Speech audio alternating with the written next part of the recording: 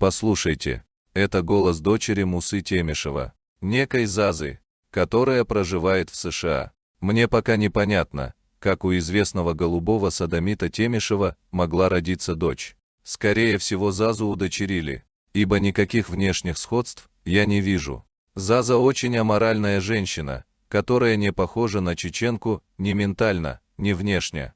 Но почему-то она тоже решила поучать чеченцев. Это прям какое-то восстание обезьян. Или потомков обезьян, как они сами про себя говорят.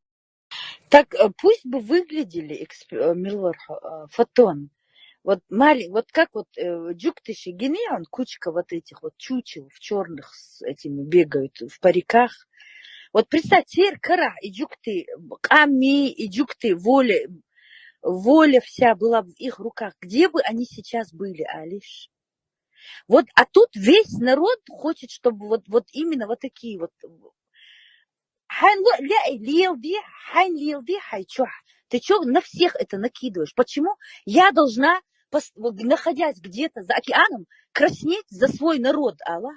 И все равно вот таких вот выставлять, ну это же ужас какой-то.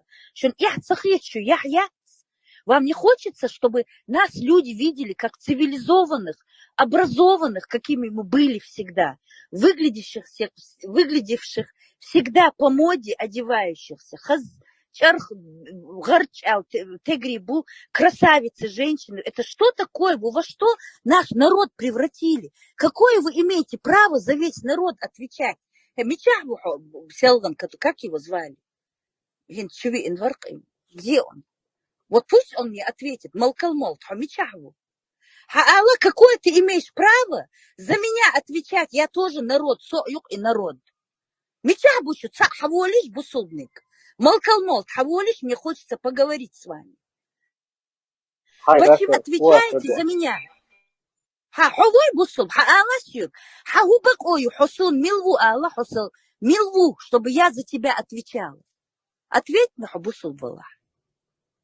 Хонохчи валаха не надо, у меня чеченцам нету никаких. Ладно, хонохчи у бусурбау одежду, как-то вообще есть за тебя отвечать, если выпуск. Да потому что вы житья всему народу не даете навязывать деш и массоум. Шейн лу архлит, ваш бусул хлит, со бусул бью, ха бусул бу, ваш бусул бац.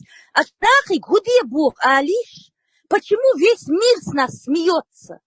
Эцгастыш выглил, мобейт, как дураков. Нохчица, аудус, бацаршун. Бесит.